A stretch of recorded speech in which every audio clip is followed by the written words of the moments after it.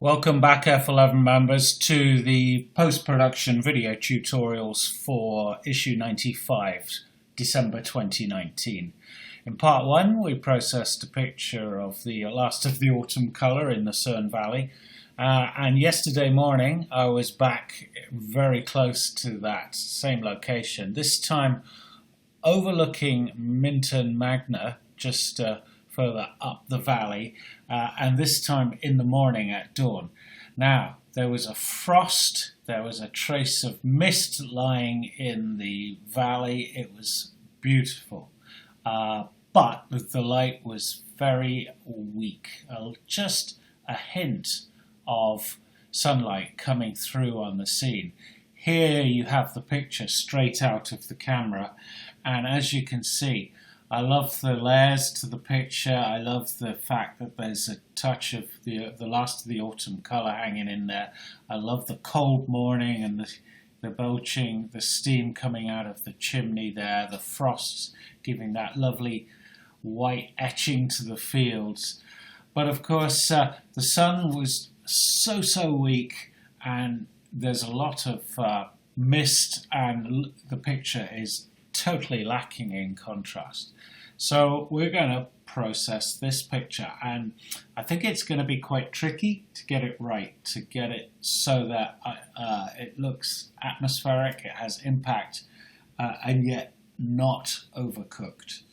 And I haven't rehearsed this before. We're going to do it in real time, so we're on a voyage of discovery here as to how far I can go, and just what can be extracted from this picture. But I have a gut feeling there's a strong picture here to be had. So first thing is, as always, black and white points. I've explained this so many times.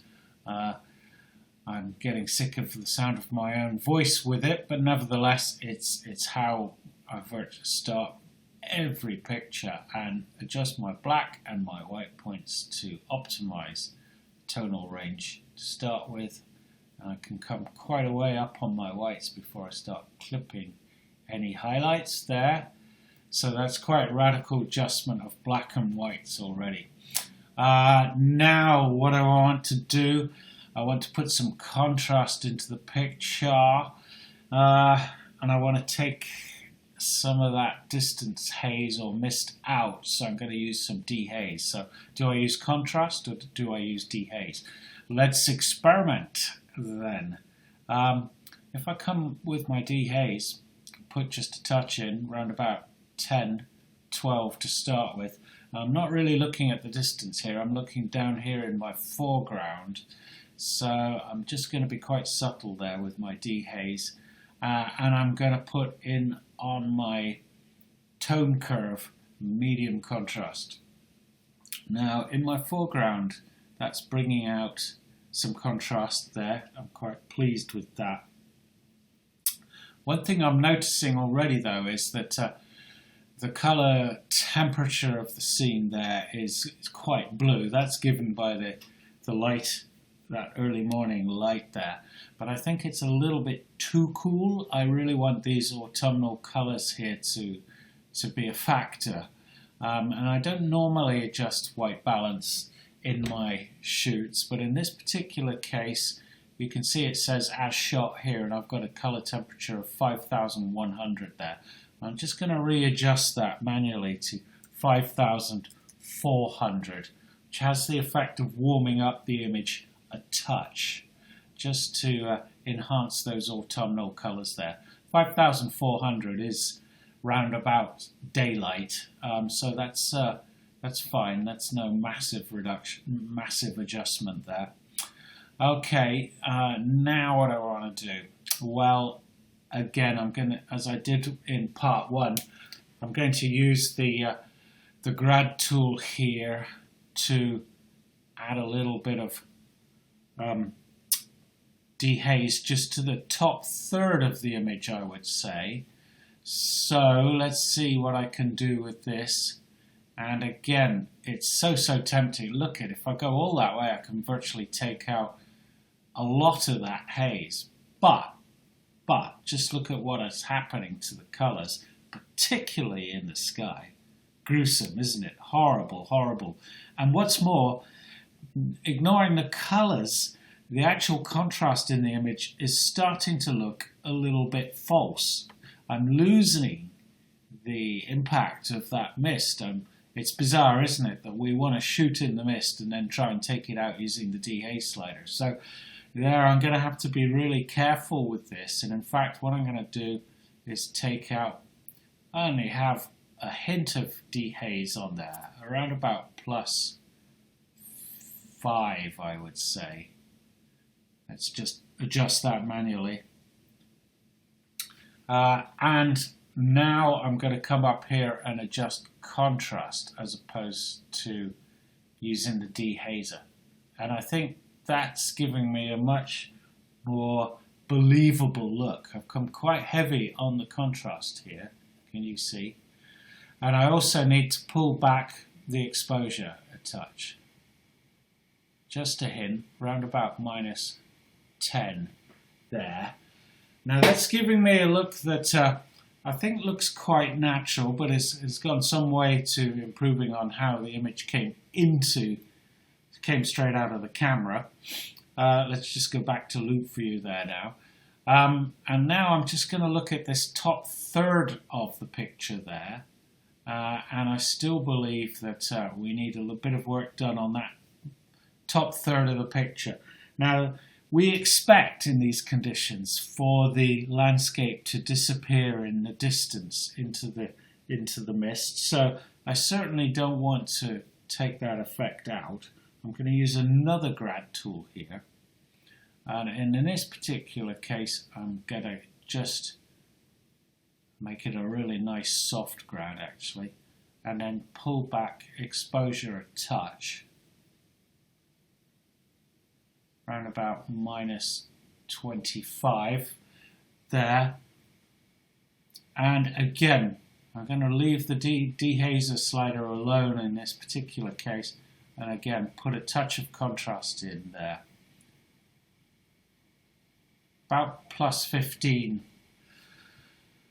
Okay, we're getting there, aren't we? Not bad, not bad. Click on done.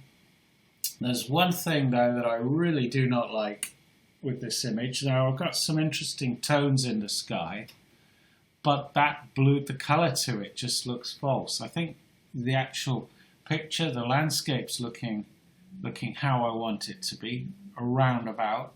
But that sky is causing me deep unease. So what I'm going to do is try another grad just on the sky. And in this particular case, just pull back the highlights a touch in this area of the image.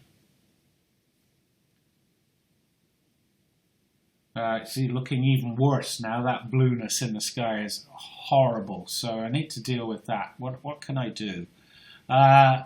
Come down here to saturation and take the saturation right out. And that seems to work pretty well, doesn't it? There's just have a hint of blue left in the sky there. But can you see I've come down to -35 on my saturation on the sky. Put a touch of contrast in.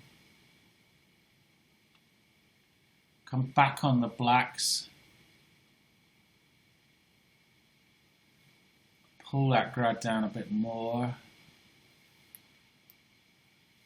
Click on done. Now I think that sky now works well. It's lost that repellent blue look that it really oversaturated blue look it had. I think that image is looking quite natural. Let's compare it to how it came in. I'm just going to pause you while I collect my thoughts here. Okay, so I just go back into loop view now, come down here and come to my tone curve just to experiment with going with strong contrast.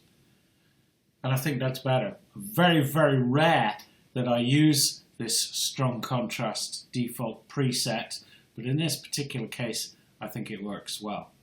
And now let's look at this and decide if there's anything else that needs doing. I've got a panoramic version of this image which I think worked well.